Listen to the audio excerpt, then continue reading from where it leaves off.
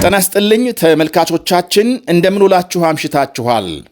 የቬንዙዌላ መሪ ኒኮላስ ማዱሮ እጅና እግራቸው ታስሮ ማምሻውን ፍርድ ቤት ቀርበዋል።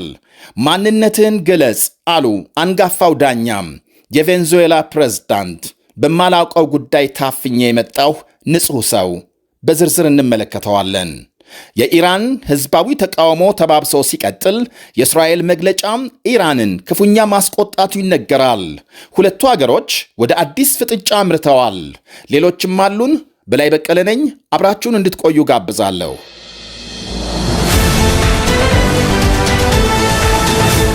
ለረጅም ዓመታት በቬንዙዌላ ሰማይ ስር ከብደውና ደምቀው ምድርን ያንቀጠቀጡ የአይን ቀለሙ ያላማራቸውን እንዳሻቸው እስር ቤት የወረወሩ በወርቅ ሰሃን የበሉ ሰው ዛሬ በዚህ ሁኔታ እንዲህ በእግረ ሙቅ ታስረው ሲመለከት ቬንዙዌላ ምን ተሰምቶት ይሆን? ይሄ ሉዊጂ ማንጁዌኒ ይባላል። የአሜሪካም ጤና አገልግሎት ሥራ አስኪያጅ ብራያን ቶምሰንን በመግደል ወንጀል ተከሶ ፍርድ ቤት ለመጀመሪያ ጊዜ ሲቀርብ የሚያሳይ ነው። ይሄኛው ደግሞ በተመሳሳይ የቬንዙዌላ ፕሬዝዳንት ኒኮላስ ማዱሮ ዛሬ ልክ እንደ ማንጂዮኒ እግር ተወርች ተጠፍረው ፍርድ ቤት ሲደርሱ የሚታይበት ነው።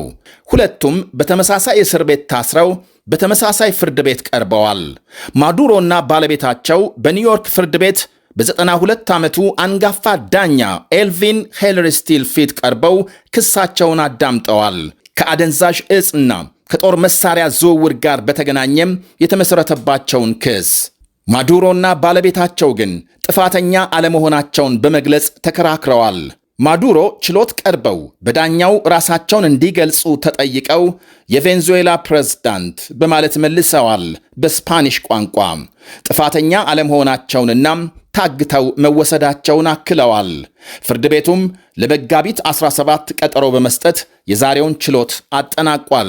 ማዱሮ ኒውዮርክ ላይ እጅና እግራቸው ታስሮ በወታደሮች ታጅበው ፍርድ ቤት ሲቀርቡ አዲስ የተመረጡት የቬንዙዌላ ፕሬዝዳንት ዴልሲ ሮድሪጎዝ በካራካስ ቃለ መሐላ ፈጽመዋል።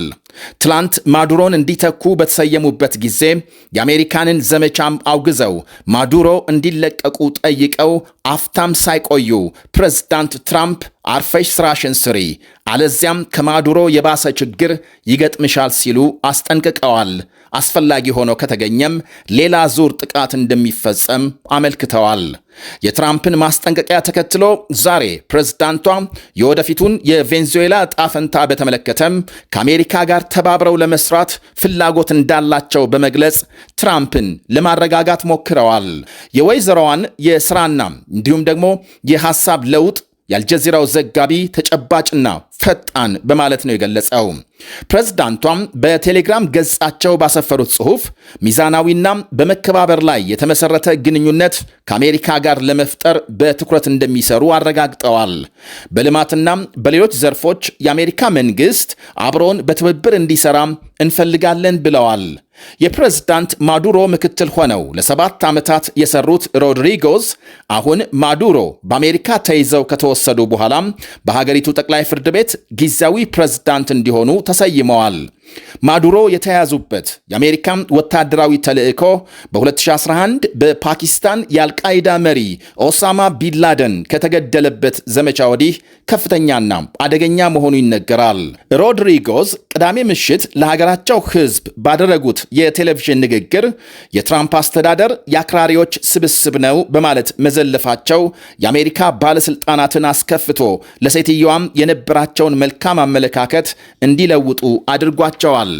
ፕሬዝዳንት ትራምፕም ንግግራቸውን ከግራሲየስ በቀጥታ ወደ ዛቻና ማስጠንቀቂያ ለውጠዋል። ቅንና ጎበዝ በማለት ባደነቁ ማግስት በትክክል ካልሰራች ከማዱሮ የከፋ ዋጋ ትከፍላለች ሲሉ አስጠነቀቁ። ሮድሪጎዝ ትላንት በሌላ መግለጫቸው ማዱሮን ለማስለቀቅ ከአሜሪካ ጋር የሚደራደር በውጭ ጉዳይ ሚኒስትሩ የሚመራ ኮሚሽን ማቋቋማቸውን ሲያስታውቁ፣ ሆኖም ድርድሩ በምን አይነት ቅድመ ሁኔታ ላይ ተመስርቶ እንደሚካሄድ በዝርዝር አልገለጹም። የ63 ዓመቱ ኒኮላስ ማዱሮ በአንድ ወቅት የአውቶቡስ ሹፌር ነበሩ። ከዚያም የሰራተኞች ማህበር መሪ፣ ፕሬዝዳንት ከመሆናቸው በፊት የውጭ ጉዳይ ሚኒስትር በመሆንም አገልግለዋል። የቀድሞ የሀገሪቱ ፕሬዝዳንት ሁጎ ሻቬዝ መሞታቸውን ተከትሎ በ2013 ነበር የመሪነት ስልጣን የጨበጡት። ሩሲያም፣ ቻይናና ኢራን እንዲሁም ኩባ ቁልፍ ወዳጆቻቸው ናቸው። በእርሳቸው የሥልጣን ዘመን ከፍተኛ የዋጋ ግሽበት፣ ሥራ አጥነትና የጅምላ ስደት በሰፊው ሲታይ አወዛጋቢ ምርጫዎችና ተቃዋሚዎችን የመጨፍለቅ ተግባራትም ተመዝግበዋል። በዚህና በሌሎች ችግሮች ሳቢያም ቬንዙዌላና ማዱሮ ከባድ ዓለም አቀፍ ማዕቀቦች ማስተናገዳቸው ይነገራል። ከዓለማችን ግዙፍ የነዳጅ ክምችት ካላቸው ሀገሮች አንዷና 28 ሚሊዮን ሕዝብ ያላት ቬንዙዌላ አሁን ከማዱሮ ተገላግላ በበርካታ ወገኖች ዘንድ የተግባር ሰው የሚባሉትን አዲስ መሪ ሾማለች። ይህ በእንዲህ እንዳለ የስዊዘርላንድ መንግስት በሀገሩ የተቀመጠ የማዱሮና የሌሎች ባለስልጣናት ሀብት እንዳይንቀሳቀስ አግዷል። ስዊዘርላንድ በ2018 በ54 የቬንዙዌላ ባለስልጣናትና ግለሰቦች ላይ የጉዞ እገዳ መጣሏና ሀብታቸው እንዳይንቀሳቀስ ማገዷ ይታወቃል። ዛሬ የተጣለው የገንዘብ እገዳም ለ4 ዓመት የሚዘልቅና ወዲያው ስራ ላይ የዋለ ነው። ማዱሮ በስዊዘርላንድ ምን ያህል ገንዘብ እንዳላቸው በትክክል ባይታወቅም በአንድ ወቅት የሀገሪቱ አንድ ጋዜጣ ማዱሮ 10 ቢሊዮን ዶላር ገደማ በስዊዝ ባንኮች እንዳስቀመጡ ጽፏል። በዚሁ በቬንዙዌላ ጉዳይ ለመነጋገር የመንግስታቱ ድርጅት ጸጥታው ጥበቃ ምክር ቤት ማምሻውን አስቸኳይ ስብሰባ የተቀመጠ ሲሆን ዋና ጸሐፊ አንቶኒዮ ጉቴሬዝ ለስብሰባው ባስተላለፉት መልእክት አሜሪካም በፈጸመችው ዘመቻም ዓለም አቀፍ ሕግ ያለመከበሩ በጣም አሳሳቢ ነው ብለዋል። እንዲሁም በቬንዙዌላ ሊፈጠር የሚችል አለመረጋጋትና በቀጠናው ያስከትላል ያሉት ተጽዕኖ አደገኛ መሆኑንም ገልጸዋል።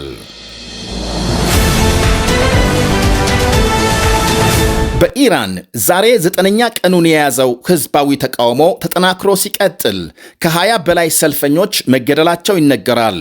በዋጋ ግሽበትና በኑሮ ውድነት የተቀሰቀሰው አመፅ በመላው ሀገሪቱ ተቀጣጥሎ ሲቀጥል የሀገሪቱ መሪዎች የባንክ ኃላፊዎች ከስራ ከማስወገድ ሰልፈኞችን እስከ ማስፈራራት እስከ ማሰርና መግደል የደረሰ እርምጃ ቢወስዱም የተሳካላቸው አይመስልም።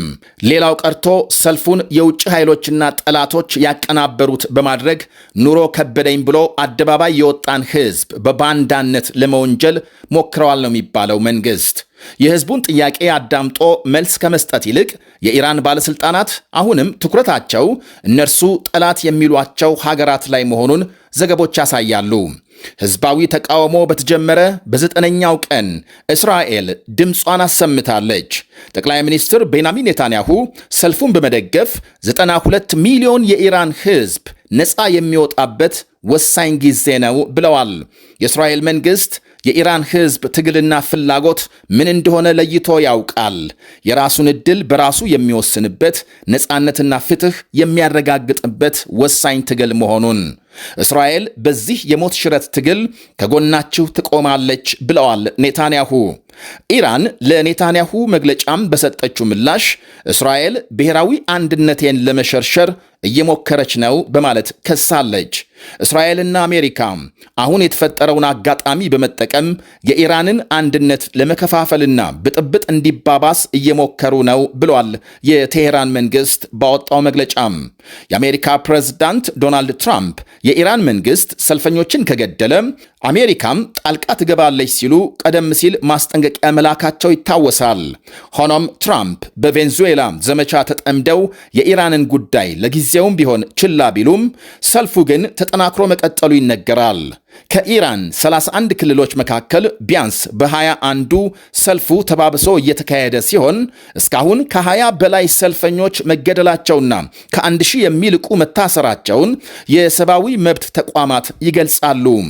የተገደሉና የታሰሩ ሰዎች ቁጥር ከዚህም ሊጨምር እንደሚችል እየተነገረ ነው። የሀገሪቱ ባለስልጣናት የኢኮኖሚ ጥያቄን ለመፍታት በአንድ በኩል እንደራደር እያሉ በሌላ በኩል ሁከትና ብጥብጥ የሚያባብስ ከባድ ቅጣት እንደሚጠብቀው ይዝታሉ ሲል የፋርስ ዜና አገልግሎት ዛሬ ዘግቧል።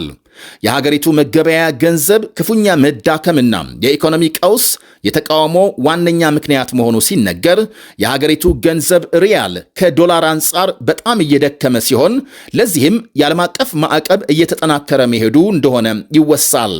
የሪያል መዳከም ደግሞ ከ40 በመቶ በላይ የዋጋ ግሽበት ሲያስከትል የህዝብ የመግዛት አቅም በእጅጉ እየቀነሰ ነው ይባላል። ጠንካራ የመንግስት ፖሊሲ አለመኖርና ሙስና እንዲሁም የፖለቲካ አለመረጋጋት ደግሞ ቀውሱን ለመከላከል እንዳይቻል እንቅፋት እንደሆኑ ይነገራል። ሀገሪቱ በዋናነት በነዳጅ ላይ ጥገኛ መሆኗም ለውጭ ማዕቀቦች በቶሎ እጅ እንድትሰጥ አድርጓታል የሚሉም አሉ።